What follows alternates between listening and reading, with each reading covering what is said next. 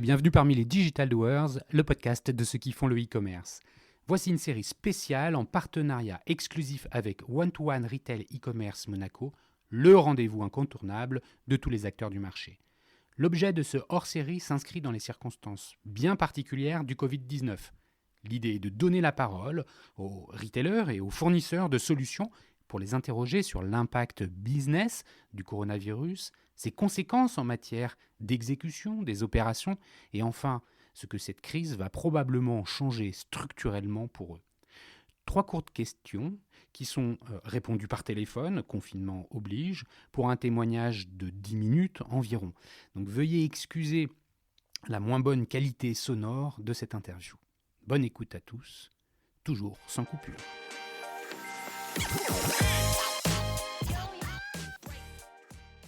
Bonjour, aujourd'hui nous recevons dans ce hors-série Rémi Aubert, président et cofondateur d'AB Testy, la solution d'AB testing et de personnalisation en mode SaaS. Alors bonjour Rémi, la première question qui vient est bien sûr au sujet d'AB Testy, ton entreprise.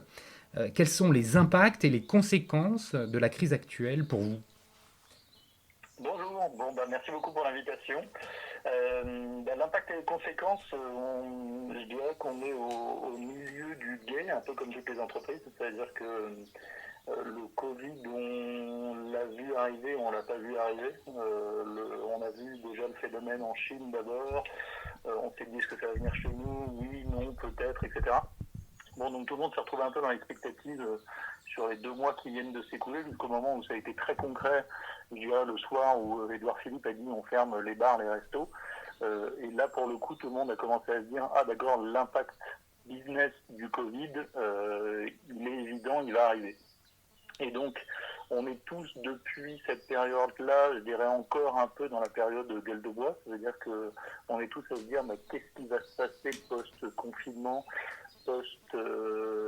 post-Covid au global, et d'ailleurs le post, on ne sait même pas quand le situer, parce qu'on se dit, est-ce que c'est une crise qui va durer, pas durer, est-ce qu'il va y avoir des allers-retours de confinement, etc. Donc tout ça, ça reste un peu dans l'imprévu. Donc les conséquences business, en fait, on navigue tous un peu à vue. Concrètement, pour vous, les clients, ils ont suspendu les projets qui étaient en cours avec vous. Comment ça se passe ? Alors concrètement, non, justement, en fait, la première dynamique de tous les clients, ça a été de se jeter sur notre plateforme, entre guillemets, puisque nous, notre plateforme, ce qu'elle permet, c'est de mettre des messages en ligne facilement, sans connaissance technique et rapidement. Donc en fait, toutes les informations que les commerçants ont dû diffuser pour prévenir est-ce que leur site continue à opérer, est-ce qu'ils continuent à livrer, comment vont se passer les politiques de remboursement sur le voyage, etc. Tout ça, ça a été mis en ligne grâce à AB Testy en quelques fractions de secondes.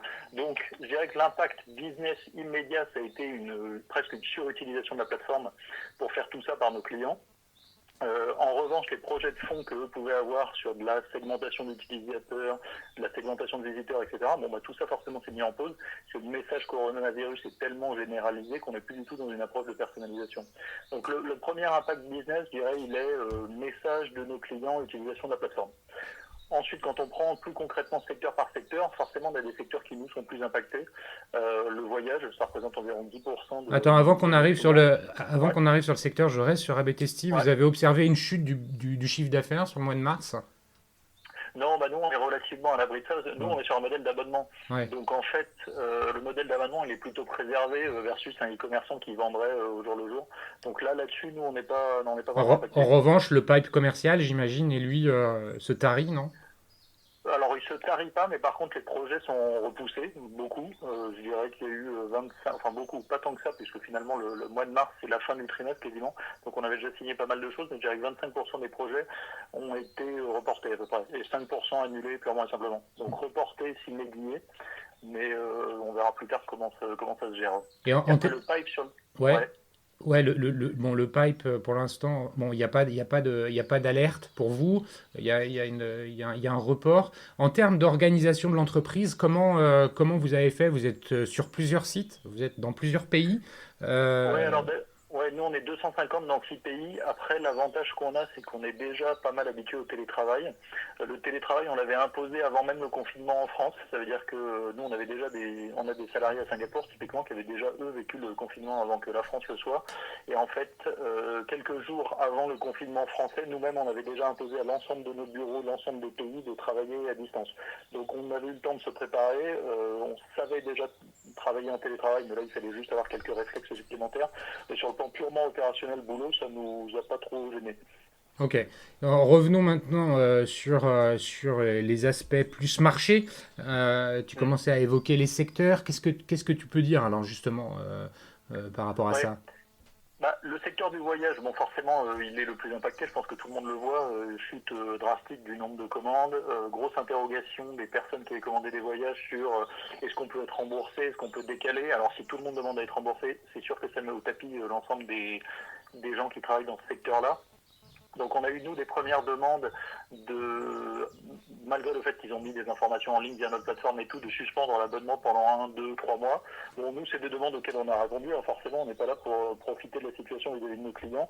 On leur a juste dit, on s'inscrit dans le long terme avec vous. Donc, dans ces cas-là, pas de souci à mettre en pause et puis on repart ensuite sur une année.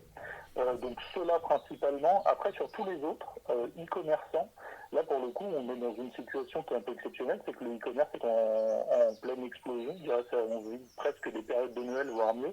Alors c'est intéressant que tu dises ça parce que il y a différents types de remontées. On Ouais. entend des e-commerçants dire que c'est dur, que ça a été dur au début et puis que ça remonte doucement. D'autres qui disent que les ventes euh, augmentent sensiblement. Qu'est-ce que tu peux préciser un peu les données que tu as à ces sujets-là? Ouais, ouais, ouais. Bah, moi, je ferais une séparation entre ceux qui sont des pure players et ceux qui ne le sont pas.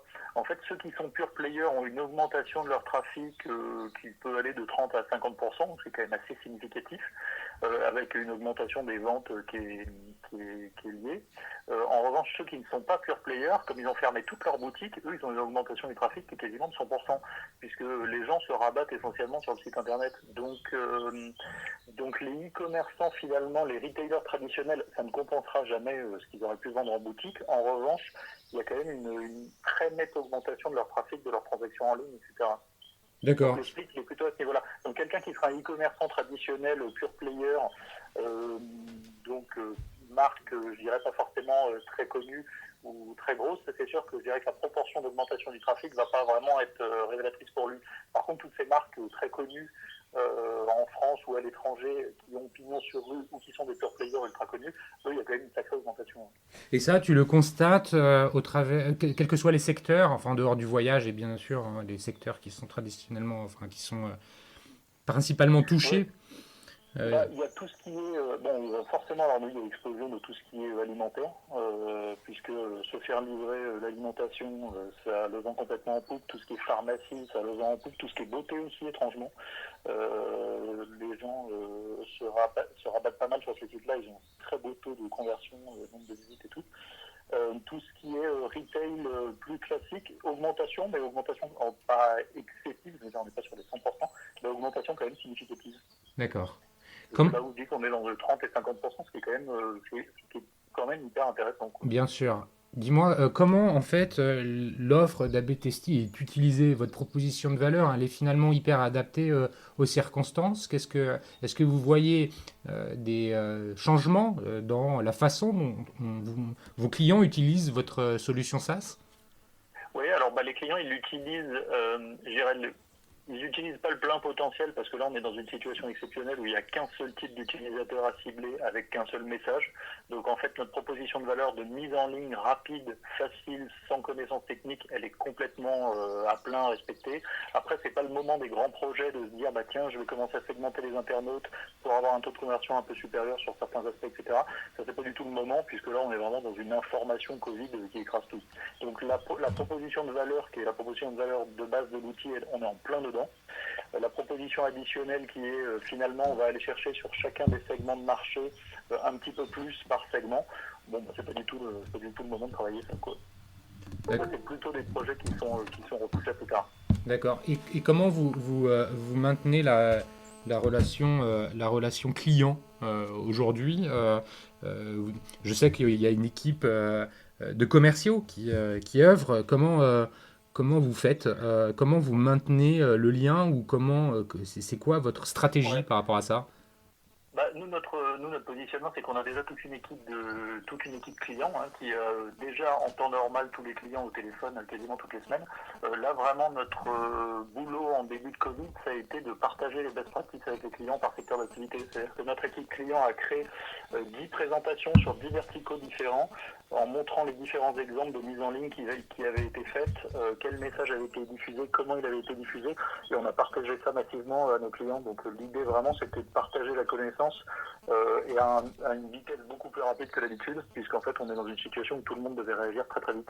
Donc je dirais le fait d'avoir les clients au téléphone, c'est un truc dont on avait déjà l'habitude, ou de les appeler régulièrement, on avait déjà l'habitude. Donc ça change pas grand chose, c'est plus dans la manière de diffuser l'information à grande échelle et de structurer cette information où notre équipe a été super réactive.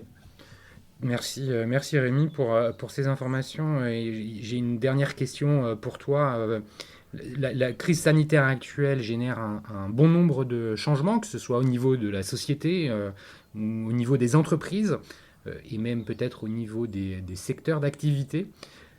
Qu'est-ce que tu perçois qui est en train de se passer, qui pourrait perdurer après la période de confinement, une fois qu'on commencera à sortir de la crise? Ouais. Alors j'ai plusieurs points. Je vais commencer par un premier, c'est le voyage. Le voyage, malheureusement, je pense qu'ils vont mettre du temps à s'en remettre. Tout le monde va privilégier plutôt le local, ce qui est bien aussi, mais le partir pas très loin. Et ça, c'est quelque chose qui sans doute va durer bien 24 mois. Donc ça, je dirais que les industries les plus touchées maintenant mettront aussi beaucoup plus de temps à remonter. En revanche, les industries qui vont émerger, et je le constate moi ici en confinement au bord de la mer, c'est qu'en fait tous les commerces locaux et spécialement les gens qui vendent des denrées alimentaires se sont organisés je dirais coopératives un peu pour vendre leurs produits à distance. C'est-à-dire qu'avec la fermeture des marchés, finalement tous ces marchés ils ont dû s'adapter et là ils ont créé, alors pas des plateformes très poussées, on télécharge un formulaire, on remplit à la main ce qu'on veut, on scanne, on renvoie et puis on va chercher 2 jours plus tard les fruits et légumes, ces tomates, ces trucs. Mais en fait ça pousse à la digitalisation, énormément de personnes qui n'avaient pas besoin de ça jusqu'à maintenant. Et ça, j'ai quand même tendance à penser que c'est un pas super positif dans la manière de gérer, la manière de faire, et le fait que même des personnes qui jusqu'à maintenant ne bordaient qu'avec pignon sur rue, peut-être vont s'intéresser au domaine digital demain. C'est-à-dire que la ruche qui dit oui, c'est quelque chose qui est assez connu, qui marche bien, mais tout le monde ne s'est pas engouffré dedans. Là, j'ai le sentiment qu'il y a finalement des ruches un peu autonomes qui se créent partout. Et ça, je pense, un truc long terme qui va rester. Bah écoute, merci pour ce message plutôt optimiste et que je partage et que effectivement d'autres aussi ont noté dans les interviews précédentes. Je suis content de t'entendre dire que toi aussi tu l'observes. Merci beaucoup Rémi pour la qualité de cet échange et puis la transparence avec laquelle tu nous as fait part de ton témoignage. Merci à vous tous qui écoutez les Digital Doers dans cette période de confinement et puis merci à Comexposium, l'organisateur de l'événement One-to-One Retail e-commerce de Monaco, d'avoir permis à mes invités et aujourd'hui à Rémi Aubert de prendre la parole et partager leur témoignage avec nous. Si vous souhaitez me contacter ou m'envoyer un message, vous pouvez le faire directement au travers du site lesdigitaldoers.com. Merci et à bientôt.